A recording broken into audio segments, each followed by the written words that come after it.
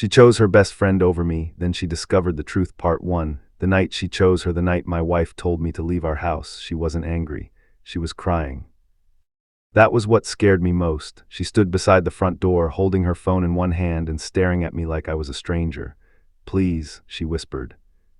"Just go." I looked at her, completely confused. "Emily, what happened?" She wiped her tears. "Jessica told me everything." My stomach dropped. Jessica, her best friend. The woman who had been part of our lives for almost 10 years. The woman Emily trusted more than anyone, even more than me. "What did she tell you?" Emily hesitated. Then she showed me her phone. There were screenshots of messages between me and another woman. Messages that made it look like I had been cheating on my wife. I stared at the screen. "I never sent these." Emily shook her head. "That's what a guilty person would say." "Emily, listen to me." "I don't want to listen anymore." Her voice broke. "You've been lying to me for weeks." "I haven't." "Jessica saw you." My heart stopped. "Saw me where?" "At the Lakeview Hotel." I actually laughed, not because it was funny. Because I couldn't believe what I was hearing. "I've never been to that hotel." Emily stared at me. "Jessica said she saw your car there." "My car was at work that night." "She said she saw you walking into the hotel with another woman." "That wasn't me." She even gave me the date. I stepped closer. "Emily, check my phone records, check my bank account, check anything you want." "I already did." She looked away. "And there was a cash withdrawal that night." I froze. "What, $300? I remembered it. I had withdrawn cash that evening, but it had nothing to do with another woman. "I needed money for Dad." Emily frowned. "What does your father have to do with this?" I swallowed. I couldn't tell her, not yet, because my father had asked me to keep something secret, something that involved Jessica. And that secret was the reason I had never told Emily what really happened that night. I had thought I was protecting my family. Instead, I had handed Jessica the perfect weapon against me. "Just trust me," I said. Emily's face hardened. "I did." She opened the door. "That's the problem." I stood there for a few seconds, then I walked outside. The door closed behind me. And for the first time in 6 years of marriage, I had nowhere to go. I spent the night at my younger brother's apartment. I barely slept. Around 3 in the morning, I opened my phone and replayed everything Emily had said. Jessica had claimed she saw me at Lakeview Hotel. She claimed I was with another woman. She had screenshots. And somehow there was a cash withdrawal on the exact same night. It looked terrible, almost too terrible. Then I remembered something. The hotel, Lakeview Hotel, had security cameras. If Jessica was lying, there would be proof. The next morning, I called the hotel. "I'm trying to confirm whether I was there 2 weeks ago." The receptionist refused to help. But after several calls, I managed to speak with the security manager. He sounded cautious. "Sir, we can't give private security footage to anyone without authorization." "I understand. But I'm being accused of something that happened there." There was silence. "What's your name?" "Daniel Carter." Another pause, then his voice changed. "Mr. Carter?" "Yes, I remember that name." My heart started pounding. "Why?" "I can't discuss the details over the phone. Please, I'm desperate." He lowered his voice. "You weren't the only person asking about that footage." "Who else?" "I shouldn't tell you." "Please." Another silence. Then he said something that made my blood run cold. "Your wife's friend, Jessica." "Yes." I sat up. "What did she want?" "She asked us to delete the footage." I couldn't breathe. "Why?" "She said it was a privacy issue." My hands started shaking. "Did you delete it?" "No." I closed my eyes. "Why not?" "Because she didn't have authority to request it." I almost laughed from relief. "Can you send me the footage?" "Not without a formal request." "Then tell me one thing." "What?" "Was I in that hotel?" The security manager hesitated. "No." I froze. "What? You weren't there?" For the first time in 2 days, I felt hope. But then he added, "Someone who looked very similar to you was." My hope disappeared. "Can you describe him?" "I can't." "Please, I can tell you something else." "What?" "He wasn't alone." My heart started racing. "With whom?" The manager went silent.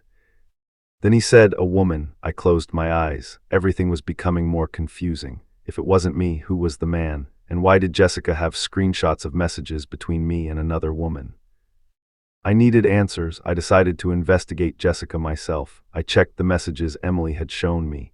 The screenshots had been sent from a number saved under a woman's name, but something bothered me.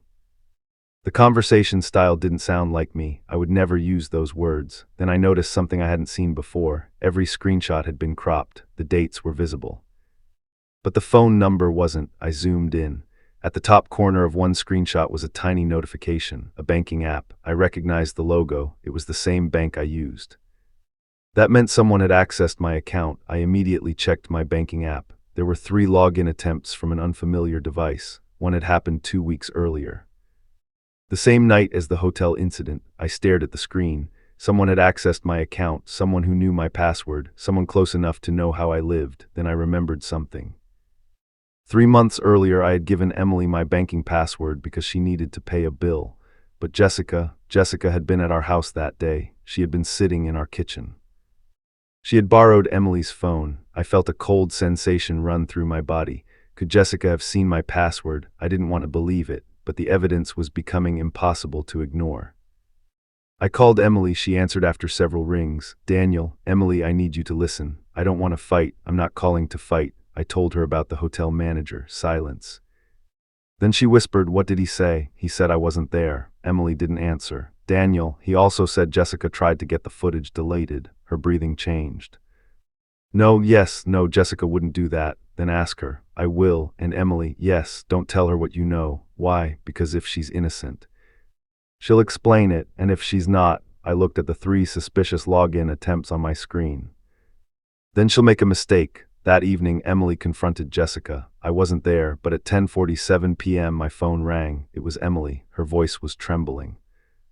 "Daniel, what happened?" I asked Jessica about the hotel, and she said the security manager was lying. I sat up. "Did she explain why she asked for the footage?" "No." "Emily, what else?" There was a long silence. Then Emily whispered she knew something she shouldn't have known. "What?" "I never told her about the cash withdrawal." My heart stopped. "What?" Emily continued. She mentioned the exact amount, $300, the same amount only Emily and I knew about. I stood up. "Where is she?" "She's gone." "What do you mean?" "She left my house." Emily. "Lock the doors." "Why?" "Because now we know one thing." "What?" Jessica wasn't trying to expose a cheating husband. She was trying to destroy a marriage, and whatever her reason was, she had been planning it for a long time. Emily locked the front door, then she checked it again. She stood in the middle of the living room, staring at her phone. Jessica had left only 15 minutes earlier. But something about her behavior had changed. She wasn't crying anymore. She wasn't angry. She looked scared. Emily replayed their conversation in her head. "Why did you know about the $300? She had asked. Jessica had stared at her. Then she smiled, a strange, nervous smile. "Because Daniel told me." Emily's heart sank. "Daniel never told you." Jessica's expression changed. For the first time, she didn't have an answer. Emily picked up her phone and called me. I answered immediately. "Are you safe?" "Yes." "Where's Jessica?" "She left." "Did she say anything?" Emily hesitated. "She said you told her about the money." "I never did." "I know." Those 2 words hit me harder than I expected. "You know, I don't know everything yet," she said. "But I know I was wrong." I sat silently. For weeks, I had wanted Emily to believe me. Now that she finally did, I didn't know what to say. "Daniel, I'm here. I need to tell you something." "What?" "I found something in Jessica's bag." My heart started pounding. "What?" "A USB drive." I stood up.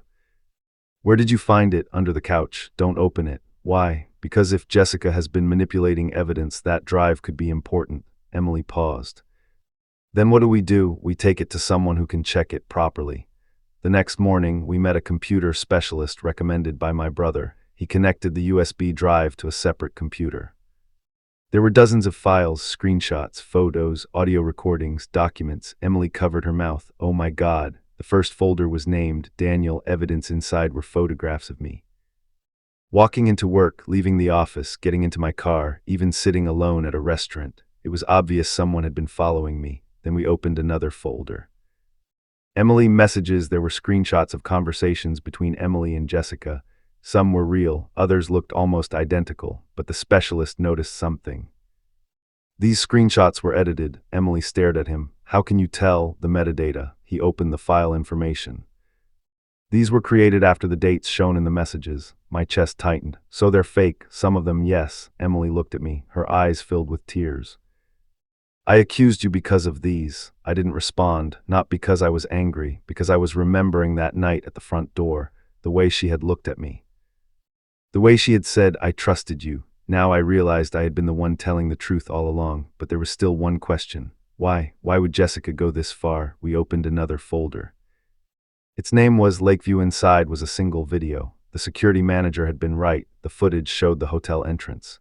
At 8:14 p.m., a man walked through the doors. Emily stared at the screen. He looks like you. I know. The man turned slightly. His face became visible. Emily suddenly gasped. That isn't you, no. It was someone who looked remarkably similar to me. Same height, similar haircut, similar jacket, but his face was different. The specialist paused the video. Do you know him? I stared at the screen. Then I recognized him. My blood went cold. That's Michael. Emily frowned. Who is Michael? My father's former business partner. She looked confused. What does he have to do with Jessica? I don't know. Then another video began playing. Michael entered the hotel. A few minutes later, Jessica walked inside. Emily's face went pale. She was there, yes, we watched. Jessica approached Michael. They spoke for several minutes. Then Michael handed her an envelope. Emily looked at me. What was in it? I don't know. The video continued. Jessica opened the envelope. She looked inside. Then she smiled. Not the smile Emily knew. A different smile. A cold one. The video ended. Nobody spoke. Finally, Emily whispered, she planned all of this. I nodded. But why? The answer came from the final folder. Its name was The Carter Family. Inside was an old photograph. My father, Michael, and Jessica. I stared at it. That's impossible. Emily looked at me. Why? Jessica knew my father, apparently. I opened another file. It was an old business document. My father's company had once belonged to 3 partners. My father, Michael, and Jessica's father. I felt dizzy. Jessica's father, I remembered him. He had disappeared from the company years ago after a financial dispute. My father had eventually bought his share, but there was something I had never known. Jessica's father had accused my father of stealing money. The accusation had destroyed their friendship. Jessica had always believed her father. She blamed my family, especially my father. But why blame me? I read the next document, then I understood. Jessica believed my father had hidden money from her family, and she believed I knew where it was. Emily looked at me. Do you? I shook my head. No. Then I remembered the secret I had been keeping from Emily. My father had called me 2 weeks before the hotel incident. He told me he had discovered something about Michael. He asked me to meet him privately. That was where the $300 came from. I had withdrawn the money because my father needed me to pay someone for information. I had never told Emily because he had specifically asked me not to, but now I realized something. Jessica must have discovered the meeting. She had followed me. She had seen me withdraw the cash, and then she created the hotel story, but there was still one missing piece, the woman in the hotel. We watched the footage again. Jessica wasn't alone when she left. A woman walked out with her. Emily suddenly froze. Wait, what? Go back. The specialist rewound the footage. Emily pointed at the screen. That woman, what about her? I know her. I looked closer, then my heart stopped. It was Emily's younger sister, Sarah. Emily immediately called her. Sarah answered. Emily, where were you 2 weeks ago? There was silence. Why? Just answer me. Another silence. Then Sarah began crying. I didn't want to get involved. Emily's voice cracked. Involved in what? Jessica told me she was trying to help you. How? She said Daniel was cheating on you. Emily closed her eyes. Did you meet Michael? Sarah stopped breathing for a moment. How do you know about him? Sarah, tell me the truth. I met him once. Why? He gave Jessica something. What? I don't know. Sarah began crying harder. She told me if I didn't cooperate, she'd tell you something about me. Emily looked at me. What? Sarah whispered. She had photos. Emily's face went pale. Photos of what? I don't know. She never showed me. Then Sarah said something that changed everything. She wasn't trying to make you divorce Daniel. I stared at the phone. What? Sarah continued. She wanted you to leave him because she wanted something from him. What? She kept asking about your father's old company. I suddenly understood. Jessica didn't care about our marriage. She wanted information. She believed I had access to my father's old financial records. She thought destroying my marriage would make me vulnerable, but she had made one mistake. She underestimated how much evidence she was leaving behind. We reported everything. The police examined the USB drive. The hotel footage confirmed Jessica had been there. The edited screenshots were traced back to a computer she had used. The banking records showed unauthorized access to my account, and the biggest discovery came from the envelope. Inside were copies of old financial documents proving that Michael had been stealing money from the company years ago. Jessica hadn't been working against my father. She had been manipulated by Michael. He had convinced her that my father had stolen her family's money. Then he used her anger to destroy me. But why? Because my father had recently discovered the truth. Michael had been planning to expose the old financial records and blame everything on my family. Jessica was simply his weapon. When police confronted Michael, he eventually confessed. Jessica did too. She admitted creating the fake messages. She admitted following me. She admitted paying someone to imitate my appearance at the hotel, and she admitted trying to get the security footage destroyed. But the hardest moment came later. Jessica asked to speak with Emily. Emily agreed. They sat across from each other. Jessica was crying. "I thought I was protecting you." Emily shook her head. "You were destroying my life. I believed my father. You should have asked for the truth." Jessica looked at her. "I was angry, and you chose your anger over my marriage." Jessica lowered her eyes. Then Emily said something I'll never forget. "You were my best friend." Jessica started crying.